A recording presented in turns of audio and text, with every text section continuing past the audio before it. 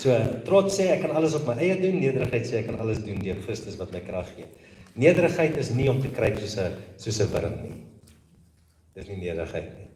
Baie keer is dit sommer valse trots, of valse nederigheid, wat eintlik in trots, as ek heeltyd maak of ek is nou die nederige een, ek is nou die minste, ek is nou, ja, en daar's 'n gesegde wat sê, trots is die enigste siekte, wat almal om jou siek maak, behalwe jy wat hom het. Okay. Right, dan kom ons na vrees toe, ek het so 10 minute gou oor vrees te praat, ek het so baie om vrees te sê, maar ek wil eintlik die laaste halfuur praat, oor iets anders. Vrees. Die vyand gebruik verwerping om ons te verwond. Sy doel is om ons in die houvas van vrees te kry. Die teenoorgestelde van geloof is vrees. Wat is vrees? Net so 'n paar goedjies. Vrees is om nie te glo dat God is nie. In ander woorde, ek kan die Here nie vertrou nie. Ek kan nie glo dat hy regtig sal doen wat hy gesê het hy gaan doen nie. Dis vrees. Okay?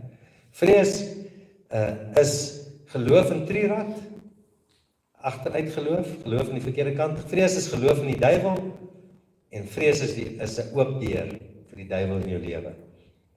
Job 3 vers 25 sê, as ek iets vreesliks vrees, kom dit oor my. En die ding waarvoor ek bang is, kom na my toe. Vrees lok goed na die Here toe. Net na die Here toe, na my toe, ekskuus. Vrees lok slegte goed na my toe. Dit wat ek vrees, ek is eintlik aas. Vrees is die aas om daai goed te bring oor my lewe. Weet jy hoeveel mense leef in vrees in hulle huwelike? Nie vrees vir, ek dink 'n paar mans leef in vrees, fisiese vrees, my vrou gaan my slaan met die pan en sulke goed, maar die vrees waarvan ek praat is, vrees dat, daar gaan 'n dag kom dat my vrou nie meer van my hou nie. Daar gaan 'n dag wees wat my boepen so groot word, dat my vrou, dat ek afskuwelik gaan word van my vrou. Die vrees is, wat as iets met haar gebeur? Vrees is, en so kan ons vrees, en ons bring ons huwelik, ons sê dit nie, ons dink dit, ons leef daarvolgens, wat as hy my los, wat as hy iemand anders te kry, wat as, en ek leef met hierdie vrees, en omdat ek met hierdie vrees leef, kan ek nie meer die man wees vir haar wat ek moet wees nie. Kan ek nie meer die vrou wees vir hom wat ek moet wees nie. Okay? Vrees. Vrees is selfgesentreerd. Bekommernis is die simptoom van vrees. Hoofsaaklik bekommer ek my omdat daar 'n probleem is wat ek niks aan kan doen nie. Ek kan dit nie verander nie, en ek kan dit nie regmaak nie. Corrie ten Boom sê, worry doesn't empty tomorrow of its sorrows. It empties today of its strength. As ons bekommerd is ons altyd bekommerd oor goed wat nog nie gebeur het nie.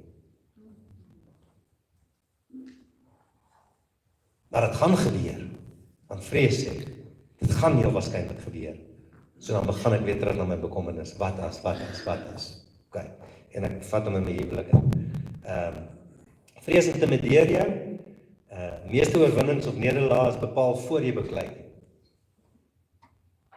Vrees,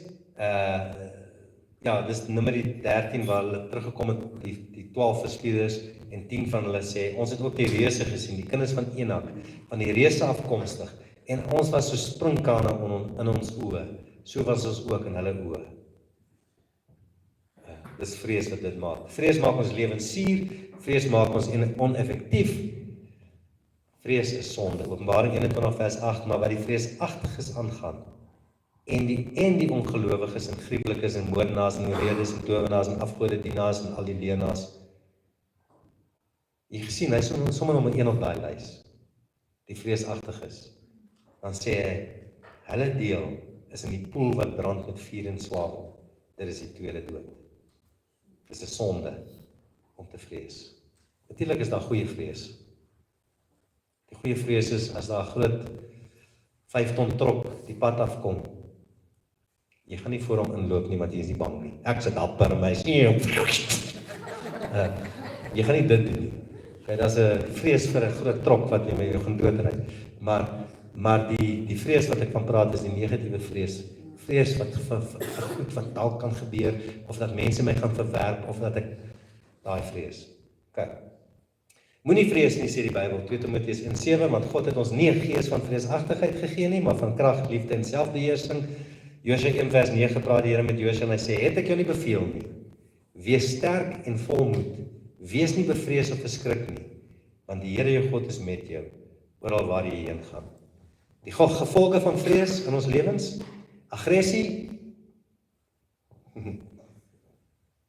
vyandigheid, krities, baie dieselfde soos trots, baie van hulle. Wantroue, agterdog. Ons sê altyd die ouens wat dis die ouens wat nie rugby speel nie. Want as jy skram so sak, dan dink hulle is kinders van hulle daar binne. So, dis daai agterdog deel, okay? Verwarring, onsekerheid in jouself. Wie is ek? Onseker oor jou toekoms, onseker oor goed en net insecure. Onveilig is eintlik insecure. Ongeloof, wedyvering, teruggetrokke. As jy totaal en al teruggetrokke is, kan dit baie keer wees van vrees, afgetrokke, teruggetrokke is jy staan net so 'n bietjie terug. Afgetrokke is jy vat jouself weg van mense af. Afgetrokke. Vrees. Hoekom is mense die vrees is as hulle my leer ken, gaan hulle nie van my hou nie. Dan gaan ek weer verwerking beleef. So ek bly liewerste uit hulle pad uit. Okay. Bekommernis, eensaamheid. Jy weet jy kan eensaam wees tussen 'n klomp mense. Hier tussen ons nou hier kan daar eensame mense wees. En jy voel eensaam al sit jy tussen 'n klomp ander mense as gevolg van vrees. Verdedigend, ek het al daaroor gepraat, bitterheid, haat, jaloesie. Vrees is baie keer spesiaal in verhoudings gekoppel aan jaloesie. Want jy is so bang. Jy is so bang dat my vrou in daai persoon iets sien wat ek nie het nie. Maar dis wat gebeur. Dis gierig, selfbejammer. Vrees loop uit op angs, wat sigbaar is later in psigomatiese siekte toestande en jy gaan iewers groen bakkies toe of whatever. Okay. Alright, ek wil hier 'n bietjie stil staan by die volgende een, want dis 'n hele nuwe ding wat die Here my gewys het hierdie afgelope paar weke. Skaamte. Shame. Ek kry skaamte kom as gevolg van een van twee goed. Skaamte kom in my lewe in as gevolg van iets wat ek gedoen het, wat ek so skaam kry oor dat ek dit gedoen het. Daar's 'n skaamte wat my dryf. Of dit kom van iets wat iemand anders aan my gedoen het, wat ek hier binne mee saamleef, maar ek kom nie los daarvan nie. Okay? Die grootste deel van skaamte is skuldgevoelens. Party mense dink skuldgevoelens en skaamte is dieselfde. Dis glad nie. Skuldgevoelens, as jy skuldig voel, dan kan jy gaan en jou bekeer en vir die Here gee en loskom van dit wat jy gedoen het. Nee, skuldgevoelens, dan jy meer skuldgevoelens nie. Maar skaamte word jou identiteit. Skuldgevoelens, ek het dit gedoen. Skaamte, ek is dit wat ek gedoen het. Skaamte is iets wat ek wegsteek hier in my binneste. Ek kruip weg. As ek skaamte in my lewe het, dan kruip ek weg. Ek praat met mense, sodra hulle begin praat in 'n rigting wat kan iets verwys na my skaamte toe, dan raak ek weg uit daai geselskap uit. Want ek wil nie hê mense moet in my sien wat ek sê ek is. I don't want other people to see in me what I say I am. En skaamte skaamte is 'n verskriklike ding, want skaamte leef jy altyd op jou eie met daai skaamte. Jy deel hom nie. As jy in 'n huwelik is en jy het iets doms gedoen, dan loop jy rond met daai skaamte en jy hoop net niemand weet ooit van hierdie ding nie. En jy partykeer dan lê jy in die bed in die aand en dan dink jy daaraan en dan dink jy, ek hoop nooit hierdie ding kom uit nie. En hy ry jou. En jy word daai skaamte. Dit word deel van jou identiteit. Daai skaamte. En die Here wil ons vrymaak daarvan. So ek gaan baie van hierdie goed net so half deurlees want ek het hom geskryf. So ek wil nie te veel. Skuldgevoelens en skaamte lyk aan die buitekant baie dieselfde, maar is heeltemal verskillend. Hier is die verskille. Skuldgevoelens ontstaan as gevolg van berou wat iemand voel nadat hulle iets gedoen of beleef het. Dit sê ek het iets verkeerd of sleg gedoen. Dit is 'n geestelike probleem en jy raak ontslae daarvan deur bekering. Dit is nou skuldgevoelens, né? As julle met my. Skaamte is baie dieper want dit dra saam met dit identiteit. Jy sê ek is wat ek gedoen het of ek is wat aan my gedoen is. Jy word een met dit waaroor jy skaam is. Dit is 'n emosionele en denke probleem. Dit hou jou in die verlede en jy kruip weg vir die Here en vir ander mense. En baie maal, nie altyd nie, groot deel van skaamte kom as gevolg van een of ander seksuele ding in jou lewe. Okay? As jy opgemors het jy hierdie skaamte hier binne, hierdie shame hier binne in jou, wat jy nie weet wat. As iemand jou gemolesteer het as 'n kind of wat, sit jy met hierdie skaamte en jy word dit in jou binneste. En die Here kom en hy sê, ek wil jou vrymaak en ons gaan nou daarby uitkom, maar dis wat skaamte is. Die mens, ons kyk na Genesis 2, wat eintlik baie interessant is hoe die woord, toe ek hierdie goed lees, is dan so lekker as die woord so oopbreek, né? Maar hoor nou hierso. Die mens het gesukkel met skaamte van die begin af. Ons sien dat net na God Adam en Eva geskep het, was hulle sonder skaamte.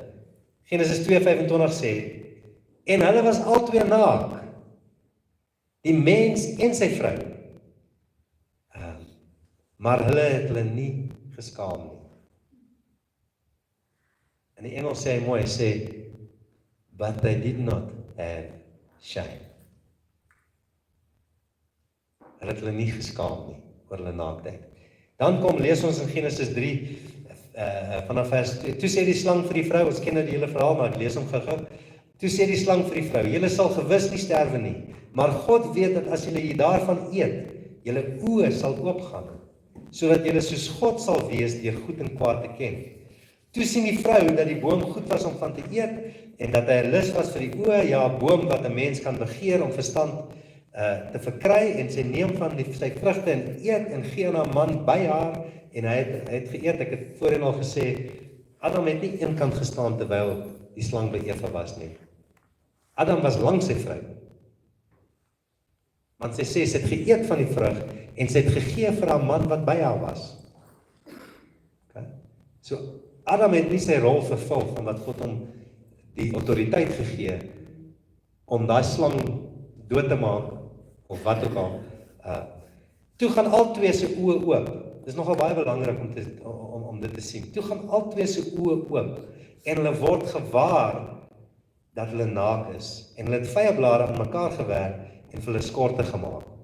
En hulle het die stem van die Here gehoor terwyl hy wandel in die tuin in die aandwyntjie en die mens en sy vrou het hulle verberg vir die aangesig van die Here God tussen die bome van die tuin. Toe roep die Here God na die mens en sê vir hom, waar is jy? En hy antwoord, ek het die geruis gehoor in die tuin en gevrees want ek is naak, daarom het ek my verberg. Ons sien hierdie drie wat saamwerk. Trots maak dat hulle eet sodat hulle soos God kan word. So hulle eet sodat hulle kan word soos God. Hulle vrees maak dat hulle wegkruip van die Here. En hulle skaamte maak dat daar verwydering kom tussen hulle en God, terwyl hulle hulle naaktheid wou wegsteek met vyeblare. En ek dink verlede week het ons gepraat van die vyeblare, wat nie die slimste rokkie was nie. Okay. Dit was 'n juk rokkie. Okay. Voor die sondeval was hulle naaktheid nie iets om oor skaam te wees nie. Die sondeval veroorsaak dat Adam en Eva se skaamte ontbloot word toe hulle oë oopgaan oor hulle naaktheid. Noag se skaamte was ontbloot, sê die woord, deur sy seun Gam. Mense met skaamte leef om hulle emosionele naaktheid en skaamte te probeer wegsteek. Hulle maak planne soos Adam en Eva met vyeblare. Dit hou nie en verdor en verkrummel binne een dag. Elke dag moet hulle nuwe blare soek om hulle self te bedek. Hulle kruip weg want hulle weet dat die blare nie vir te lank sal hou nie en dan is hulle kwesbaar weer deur hulle naaktheid wat ontbloot sou word. En hierdie skaamte kom en ek gaan kruip lieweste weg. Ek kruip in my dop in sodat mense nie my skaamte kan sien nie of beleef nie. En ons almal, of dit nou groot of klein goedjies in ons lewens is. My skaamte, ek het net nou vir julle vertel, my skaamte was my donker vel. Ander mense se skaamte is iets is aan my gedoen. Ander mense se skaamte is ek het iets gedoen wat ek nooit oor wil praat nie. En ons sit met hierdie skaamte hier binne in ons. Ons het klaar vergifnis gekry van ons sondes. Ons raak net nie ontslaaf van ons skaamte nie. En nou trou ek. En nou klim ek kaal in die bed saam met my vrou. Of my vrou saam met my. En skielik is daar 'n skaamte oor goed, want goed het met my gebeur toe ek die laaste keer in my lewe naak was voor iemand. Het iets gebeur waaroor ek skaam gekry het. En wat skaamte in my lewe ingebring het. En nou klim ek hier in die bed saam met my huweliksmaat en nou moet ek dit cover.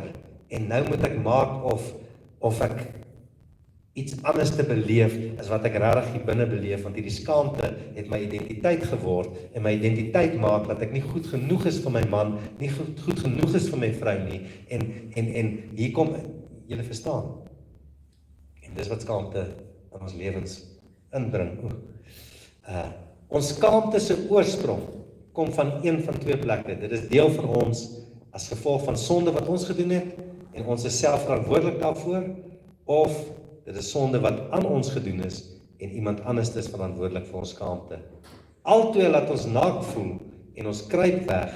Ons skaamte bepaal nie, ons skaamte bepaal wie ons is en dit word ons identiteit.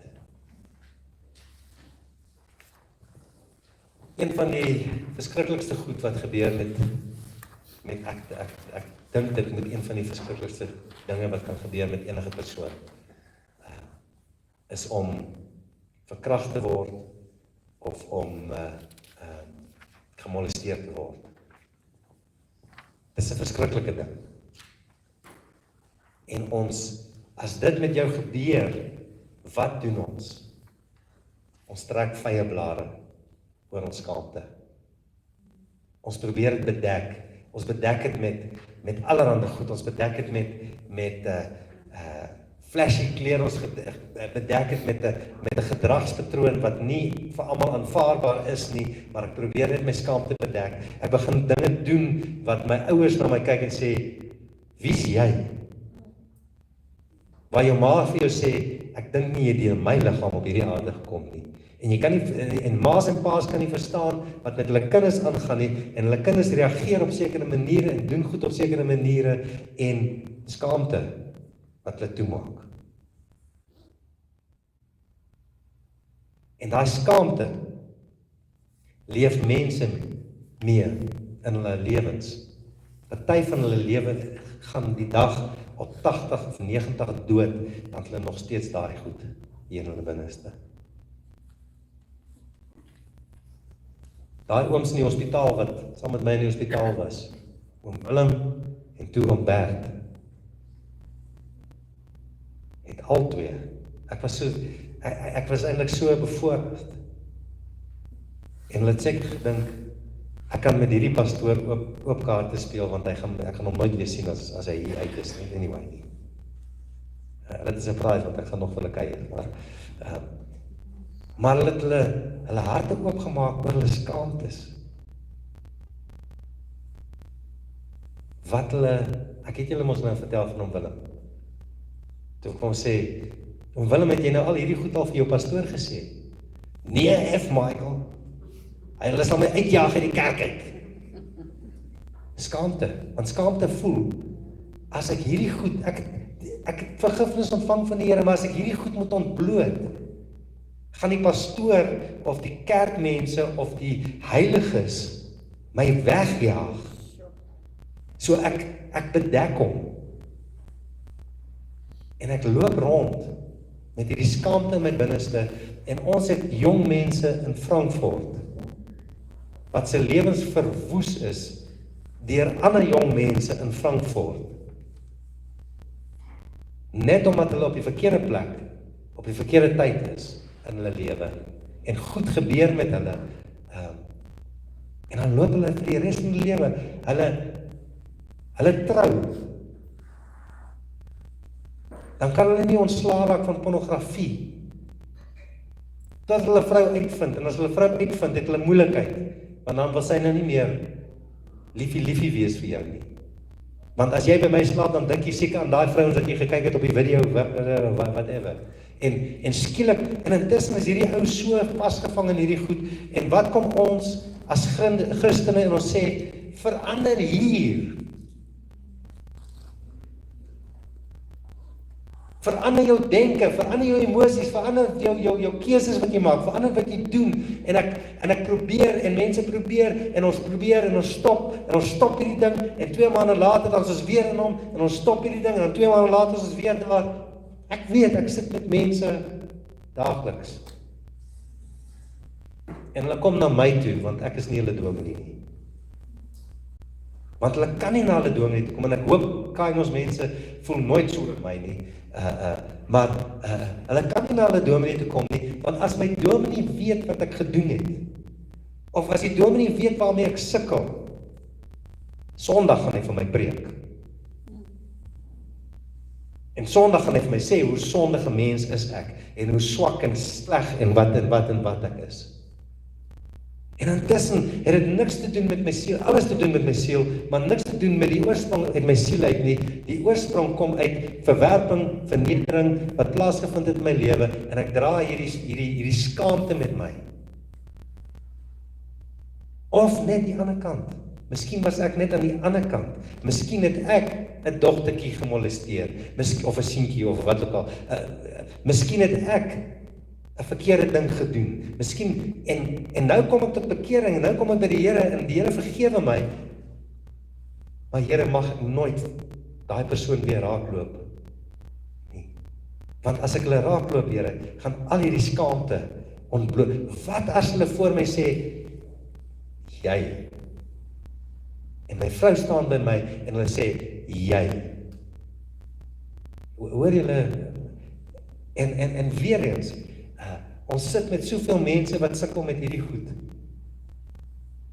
Met skaamte. My skaamte was nie in daai area van my lewe nie. My skaamte was ander areas van my lewe, wat ek skaam gekry het oor wie ek is, oor hoe ek lyk, oor hoe my vel lyk. Ten minste is my vrou baie lief vir my, so is okay, maar julle verstaan, en my skaamte kom uit iets, is nie, 'n groot deel kom uit seksuele sonde, wat ek gedoen het of teen my gedoen is. Maar daar's baie ander skaamtes ook wat in my lewe kom, en hierdie skaamtes kom in my lewe, en ek kom nie daarvan los nie, omdat ek nie loskom van daarvan nie, vat ek saam met my, in my huwelike. En daar in my huwelik, is ek, of afgetrokke, of teruggetrokke, of is dood weg, of het hoofpyn elke tweede aand, Want my man vra net elke tweede aand vir seks. Elke tweede aand het ek hoofpyn. Of ek is te moeg, of ek is te...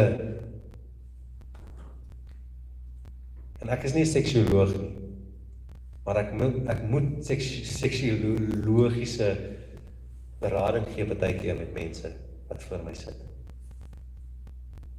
En dan sien ek hierdie skaamte, en dan sê die man, nee, ek sal alleen met jou 'n afspraak maak.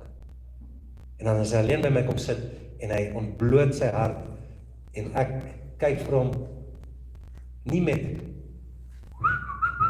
daai deel nie, maar ek kyk na hom, en ek sê, weet jy wat? Want die wonderlikste van die skaamte is hierdie skrif, Hebreërs 12, vers 2, ek het in Afrikaans en Engels, wat ek soos jy nou sê, die oog gefestig op Jesus, die leidsman, en volleinde van die geloof, wat vir die vreugde, wat hom voorgehou is, die kruis verdra het, die skande, of die skaamte, verag het, en aan die regterhand van die troon van God gaan sit het. Hoor wat sê in Engels, looking to Jesus, the founder and perfecter of our faith, who for the joy that was set before him, endured the cross, despising the shame, and he seated at the right hand of the throne of God. Weet jy wat, ek het bietjie navorsing gedoen. Dit gebeur baie keer in die nagte, want seker nie in die nagte nie, maar later aande. Want daar is nie altyd tyd om al die navorsing te doen wat ek wil nie. Maar die kruisiging, toe Jesus gekruisig was, die kruisiging op daai stadium was nie die prentjies wat in die Rooms-Katolieke kerk daar hang nie. 'n bietjie bloeddruppeltjies hier en so. Die kruisiging daai tyd, behalwe dat Jesus verniel was in sy liggaam, onherkenbaar, sê die Bybel, in Jesaja 53, onherkenbaar, moes Jesus aan die kruis hang vir 3 ure lank, naak. Die Romeine het al hulle klere van hulle afgeskeer. Hulle het kaal op daai kruis gehang, en almal het verbygekom, en almal het hulle skaamte gesien, en almal het hulle wat ook al goed toegesnou en hulle gegooi met klippe en enige ding gedoen as hulle daar gaan het. Jesus het sy skaamte laat ontbloot op die kruis. Hoekom? Want die duiwel het Adam en Eva se naaktheid ontbloot. En toe moes Jesus Adam en Eva word, wat Michael en Rian en Lorien en jy hoor word. En hy moes naak daar hang, sodat my naaktheid van my skaamte op hom geplaas is, dat ek kan vrykom. En as ek vandag vir jou sê, ek gee nie om of jy 'n verkragter was nie. As jy by Jesus uitgekom, sê die woord, is jy 'n nuwe mens. Dit maak nie saak of iemand jou opgemors het. Dit maak nie saak, en ek praat nou net oor die seksuele deel, oor die naaktheid of so, maar dit maak nie saak wat in jou lewe gebeur het nie. Dit maak nie saak of jy gevang is terwyl jy besig was om iets te doen wat jy net wens, ek wens daai persoon gaan iewers dood, laat hulle net nie hierdie storie kan verder vertel iewers nie. Of ek trek weg na 'n ander dorp toe, want hierdie storie oor my lewe hang daar. Mense wat selfmoord probeer pleeg en hulle kom nie, en hulle is nie suksesvol nie. Ek weet nie of jy suksesvol is as jy doodgaan nie, maar hulle is nie suksesvol nie. Weet jy wat 'n skaamte hang oor hulle? As ek nie nou doodgaan nie, en ek trek deur hierdie ding, sal ek nie weet of ek my gesig in die strate weer kan laat verskyn nie. Want almal weet, en in Frankfurt, as hulle sê almal weet, dan is dit baie naby aan almal weet wat ek gedoen het. Almal weet waardeur almal weet, en ek wil liewers net doodgaan. Ek sal maar net weer probeer, iewers. Want my skaamte maak dat ek nie wil leef waar mense weet van my skaamte nie. Dan kom Jesus dan sê hy, ek het my skaamte ontbloot, but I despised my shame vir jou, vir my, om ons los te maak daarvan. In 5 minute, hoe kom ons daar deur?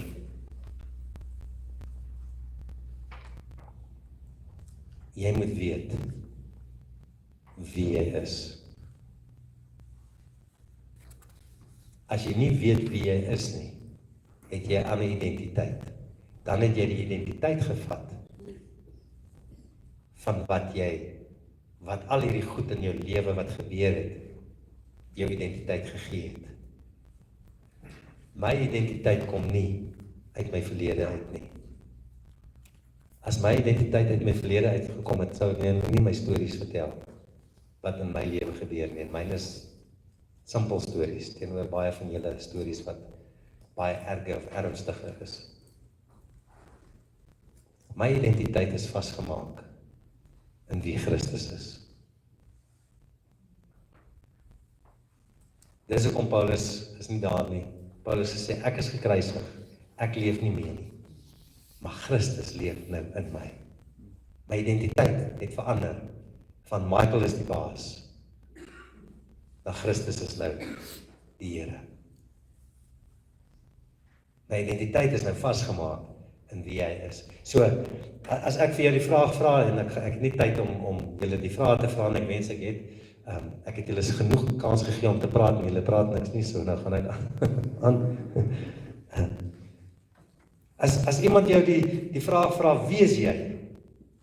Dan antwoord ons hierdie vraag, wel, ek is gebore in die Kaap, in Grote Skuur Hospitaal, by die selfde hospitaal waar professor Chris Barnard die eerste hartoortplanting gedoen het, is ek gebore. My identiteit is nou skielik vasgemaak in waar ek gebore is, want daar was 'n belangrike man wat hartoortplanting gedoen het daar. Okay.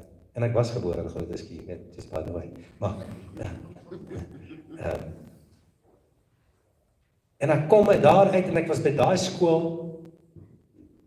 Hulle sê, dit maak nie saak of iemand aanstoot neem nie, maar hulle sê, hoe weet jy as iemand in Grey skool gegaan het? Hulle vertel jy. Okay. So, is daar iemand wat in Grey? Okay, uit verlede uit. Of, as ek sê, wie is jy, dan dink jy, hoe sal ander mense my sien? Dan beskryf jy jouself soos wat jy dink, hoe ander mense my sal sien. Okay? Of, hoe ek myself sien. Weer eens na my kinders toe. Kyk, hulle is die beste rugby spelers. Hulle is, sonder hulle, sal die rugby span verloor, ver. Want hulle sien hulle self as, ek is belangrik. Op 13, 14, 15. En dan bietjie later, dan vang jy daai tyd. Dan kom jy agter, ek is nie wie ek dink ek is nie. Okay. Of, as iemand jou vra, wie is jy? Die beste antwoord is, wie sê God is ek? Jy sien, die Here het my geskep.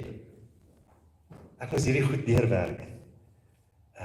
Terug na skaamte toe net so vinnig, jare terug, Phil is nie hier vandaag naam, maar Phil se pa,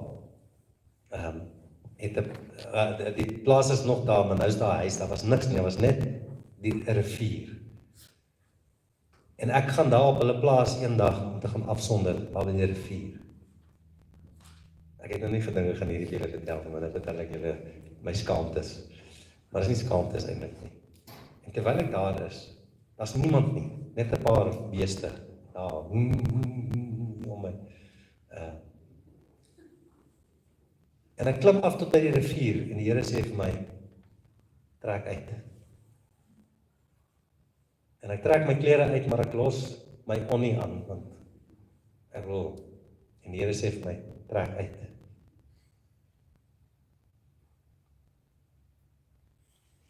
Maak net seker, daar is niemand wat kyk nie. En die Here laat my naak in daai water instap. En die Here sê, jou naaktheid is nie 'n skaamte nie. Jou naaktheid is wie jy is. Jy is nie wat 'n klere jy dra nie. Jy is nie wat 'n smile op jou gesig sit nie. Jy is nie wat die haarkapste 'n goeie job of 'n slegte job gedoen het met jou hare nie. Jy is wat jy nou is. Naak voor my. En ek moes daar seker vir 20 minute naak voor die Here staan, sodat hy goed in my lewe kon doen. En dan kom die vyand en dan wil hy daai goed weer plaas op jou. Hy wil dit weer teruggooi op jou. En as hy teruggooi, dan partykeer dan vat jy hom, en dit is so lekker om net weer toegemaak te word, dat niemand my naaktheid kan sien nie. Ek praat nou geestelik, nee. Moet asseblief nie in die straat naak. Maar, dit gebeur net in nagmerries, waar jy skielik iewers is, en dan kom jy agter, maar ek het nie klere aan nie, of whatever. Maar die Here het my daar laat naak staan om te sê, ek het jou naak geskep. Jy het nie uit jou ma se baarmoeder uitgekom met klere aan nie. En die Here kom en dis presies wat hy wil doen, wanneer hy sê, wie is jy? Wie is jy wanneer jy al jou klere uittrek, en jy staan voor die spieël en jy sê, hier is ek, Here, wie is jy? Ek weet party van julle sal sê, jou handsome ou, of whatever, maar wie is jy wanneer jy daar staan? Voor God. Wie is jy? Dan is al jou skaamtes ontbloot. Ons hart, ons kruip weg van die Here af partykeer, oor ons skaamtes. Sê die Here, ek sien reg deur. Ek sien jou, wanneer jy naak is. Wanneer jy in hierdie sielsdimensie, jou denke, jou emosies en jou wil, naak is. Ek sien jou. Dis wanneer ek jou sien. En dan praat hy nie van die fisiese klere aan of nie klere aan nie. Hy praat van wie is ek. En dan kom hy en dan sê hy, trotsheid, al hierdie vrees wat oor jou lewe gekom het, trek ek vir jou uit, sodat jy kan wees wie ek jou geroep het om te wees. Ek gaan net weer vinnig, die duiwel spreek jou aan volgens jou verlede.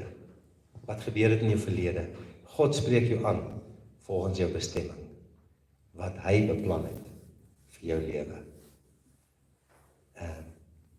Is jy wie God sê jy is, of is jy wie die duiwel sê is? Daar's 'n feit en 'n waarheid. Ek hierdie week toe dink ek, almal sê dis 'n feit. Het jy geweet dat feite verander heeltyd? Die feit is, ek is ongetroud. 2 jaar later, die feit is, ek is nou getroud. Die feit het verander. Die feit is, ek was 'n sondaar, of ek is 'n sondaar. Dan kom ek by die Here, en ek maak my keuse, ek is nie meer 'n sondaar nie, ek is nou die geregtigheid van God. Die feit is, ek is 'n mislukking. Maar daai feit kan verander, maar 'n waarheid verander nooit nie. 'n Waarheid bly 'n waarheid. Jesus sê, ek is die waarheid, hy. is die waarheid. 'n Waarheid verander nooit nie. En sy woord verander ook nooit nie. My Bybel is iewers. Sy woord verander nooit nie. Want dis die waarheid. Jou skaamte is 'n feit. Is nie 'n waarheid nie. Jou skuldgevoelens is 'n feit. Die waarheid is, daar is geen veroordeling vir my in Christus Jesus nie. En so, die feit is, jou huwelik is in gemors. Die waarheid is, ek is die een wat genees en herstel, sê die Here. Dis die waarheid. En so moet ons begin wegbeweeg van die feite af en begin die waarheid aangryp. En die waarheid is alleenlik in sy woord. And you shall know the truth, and the truth will set you free. En dis waar my vrymaking kom. En wanneer my vrymaking kom, dan staan ek vas in wat God van my sê.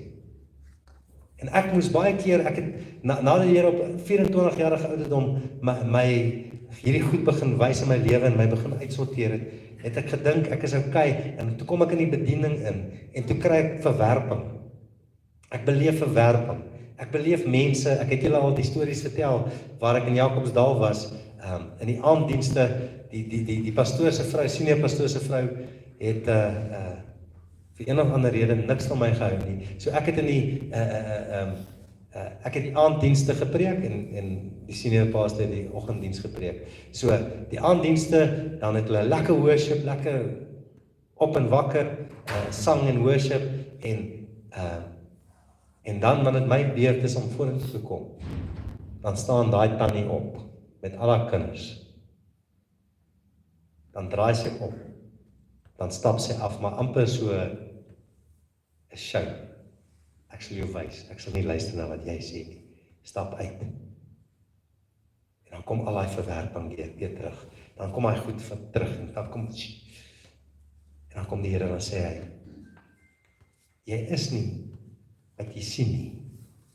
Jy is wie ek sê jy is. En dan kom die Here weer genesing en dan kom die volgende vernedering in my lewe en dan word ek die vernedering want ek word skaam oor hierdie vernederingssituasie en ek word die vernedering en dan kom die Here en dan sê hy, dis net 'n feit. Die waarheid is, hy wat hom verneder voor die Here sal ek optel en verhoog. Okay.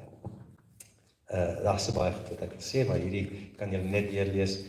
Jou agtergrond mag jy nie bestemming terughou nie. Ek het Sondag daaroor gepreek oor die filters. Dis dieselfde. Jammer mense. Ken jy jammer mense? Die mense sê, ja maar jy verstaan nie. Ja maar jy ken nie my omstandighede nie. Ja maar jy verstaan nie my agtergrond nie. Ja maar jy het nie my probleme nie. Dis jammer mense. En die Here moes my deur 'n proses vat dat jy hou op om ja maar te sê. En sê ek vat vas, Here, wie U sê ek is, want dit bepaal hoe my huwelik lyk aan die einde van die dag. En van julle is hierdie dalk redelik nuut en jou hele lewe lank in jou huwelik het jy geleef so en dit beleef in jou huwelik en nou kom die Here en sê hy, staan op. Trek uit. Staan in naartyd. Efesiërs 4 vers 22 tot 24. Soos ou klere, vuil klere, trek uit die ou geaardheid. Word vernuwe waar? In die gees van wat? Jou denke. In die Afrikaans sê jou gees van jou gemoed. In die Engels sê hy, in the spirit of your mind. Word vernuwe en dan trek aan. Die nuwe mens. Okay. As jy glo jou verlede bepaal jou toekoms, gaan jy sterf in jou verlede. As jy glo God se woord bepaal jou toekoms, is jy vry om jou bestemming te bereik. Daar's net 'n klomp skrif, nie net nie, daar's skrifte by. Jy ontdek jou identiteit en doel deur 'n persoonlike verhouding met Jesus Christus. God het die doel vir jou lewe beplan voor jy nog gevorm is, sonder jou insette. Jy het nie gesê, Here, ek wil so wees of so wees of so wees nie. Hy het dit lankal beplan, nog voordat jy eers eers 'n spakel in jou ma se of pa se oog was. Die grootste tragedie is nie die dood nie, maar die lewe sonder God se doel. Ek moes net dit daar gesit het, sonder God se doel in jou lewe. Okay. Net laastens, jy moet verklaar wie jy is. Ek weet ek is oor my tyd. Ek is elke keer oor my tyd en ek elke week sê ek gaan nie wees hierdie week nie. Maar jy is ons dink, ek onthou en die mense wat lankal by ons is, sal hierdie storie baie goed onthou, want ek het dit 'n paar keer al gedoen in die gemeente. Toe ek op 'n stadium toe wys die Here my hierdie goed en ek kom by die huis, dink dit was wat is daai Pieter se naam, wat die kopdokter van die bulle was, Janie Pieter het gedeel oor hierdie goed en ek kom by die huis en die Here sê vir my, ek onthou Joshua en Madeleine het daar by die antrasiet stofie gesit in die sitkamertjie en ek kom in en die Here sê vir hulle, sê vir Madeleine, jy is die beste man wat sy ooit kon hê.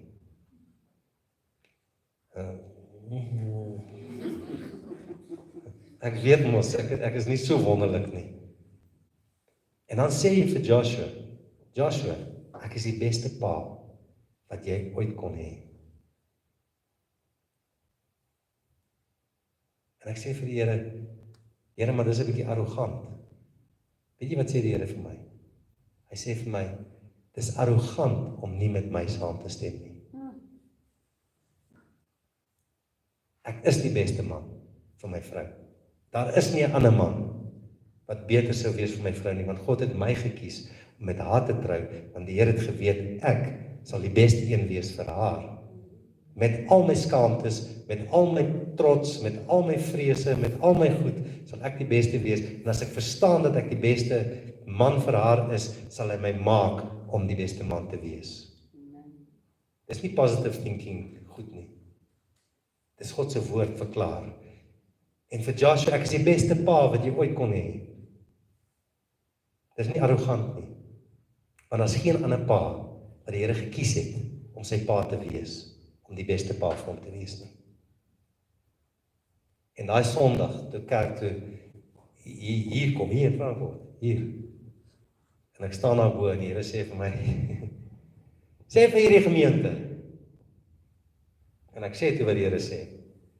Ek sê, Kainos, ek is die beste pastoor vir hierdie gemeente, vir julle.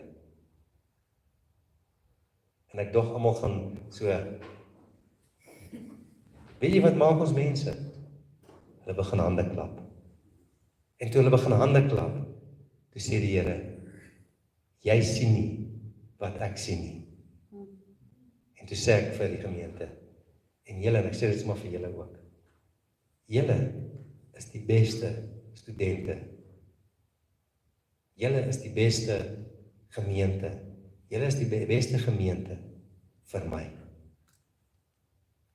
Ek sal nie kon doen, ek sal nie kon wees wat God my geroep het om te wees, as ek nie hier was nie. Ek is hier omdat God my geplaas het, want hy gee nie tweede bestes vir 'n gemeente nie. Ek is die beste, sorry. Hy gee nie tweede beste gemeentes vir 'n hy gee nie tweede beste gemeentes vir 'n pastoor nie. En ons kan kla oor mekaar as ons wil. Maar die Here gee die beste. En as jou man of jou vrou nou by jou is, kan nie almal van julle se mans of vrouens is nou by julle nie.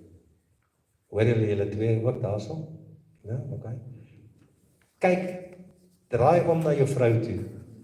Man, jy is dit. Dan sê jy vir jou vrou, ek is die beste man vir jou. Sê dit. Ek sal nie na julle vir julle kyk nie. Sê vir jou vrou, ek is die beste man vir jou. As jy dit nie sê nie, dan sê jy, God is nie in beheer van wie ek is nie. Okay, vrouens, julle beheer. Sê vir jou man, ek is die beste vrou vir jou.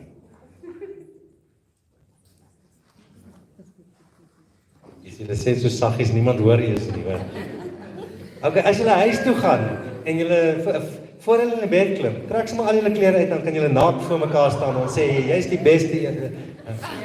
Okay, nee, doen net wat julle voel julle moet doen, moenie doen wat ek sê nie. Die Here wil ons losmaak van trots, van vrees en van ons skaamte. Hy het dit alles geword vir ons. Kom ons bid saam. Ek bid nie altyd saam nie, maar daar's baie dae wat ons moet. So kom ons bid saam. Vader, ons kom nou na U toe. Ek kom weer na U toe. Dis al deel van my lewe in die laaste tyd. Om te bely en om my te bekeer, nie om in sak en as te gaan sit nie, maar om op te staan in boldness voor U en vir U te sê, Here, kyk na my en sien my foute, wys my, vergewe my, maak my los, sodat ek kan meer as oorwinnaar wees deur Christus Jesus. En nou kom ons na U toe, en hierdie trots wat in my lewe is, en wat in ons lewens is, kom ons en ons bring dit, Here, voor U, hierdie vernedering, en hierdie verwerping, wat ons beleef het al in ons lewe, kom lê ons neer, sodat U ons kan vrymaak, van elke bietjie trots, hoogmoed in ons lewens, van elke vrees in ons lewens, en van elke skaamte in ons lewens. Ek bid dat U ons sal totaal en al losmaak. Ons kom vandag en ons bely, ek het trots in my lewe. Ek bely vandag, ek het vrees in my lewe. Ek bely vandag, ek het skaamte in my lewe. Maar dankie, dat U my trots op U gevat het op die kruis, op U geneem het. Dat U my vrees op U geneem het. Dat U my skaamte op U geneem het. En U het geword die offer wat gebring is in my plek, sodat ek kan vry wees. En dan kom bid ek vir elkeen wat getroud is hier, elkeen wat dalk verloof is, elkeen wat op pad is vorentoe om te trou, en elkeen wat nog enkellopende is. Kom in ons lewens, Here, en kom herstel eerstens in my lewe. Kom genees eerstens in my lewe, sodat ek kan wees die beste man of vrou, of verloofde, of vrou of man in die toekoms, vir my huweliksmaat. Kom deur die Gees en kom maak ons skoon en rein. En dan kom ons vandag om vir U te sê, ons is so afhanklik van U in ons huwelike. Mag ons huwelike beweeg na nuwe hoogtes toe. Mag ons huwelike, mag die huwelike hier in Frankfurt, mag ons huwelike wees. En ek weet daar's mense wat getroud is met iemand wat nie dink soos hulle nie, en wat nie voel of glo of wat ook al soos hulle nie. Here, dankie dat U verby dit beweeg en nog steeds ons huwelike maak dat dit 'n voorbeeld kan wees van U genade, 'n voorbeeld kan wees van U liefde, voorbeeld van ons vergifnis vir mekaar wat deur U kom. En dan daar waar ons wat ouers is vandag hier, enige van hierdie verwerping, vernedering, negatiewe goed op ons kinders geplaas het, geef ons die genade dat ons ook vir ons kinders sal vergifnis vra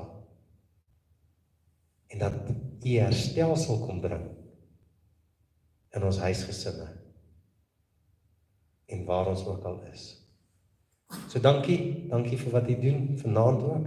Ek glo dat hierdie woord 'n woord was wat ons vrymaak. Mag ons in daai vrymakende krag van Jesus beweeg. In Jesus naam. Amen.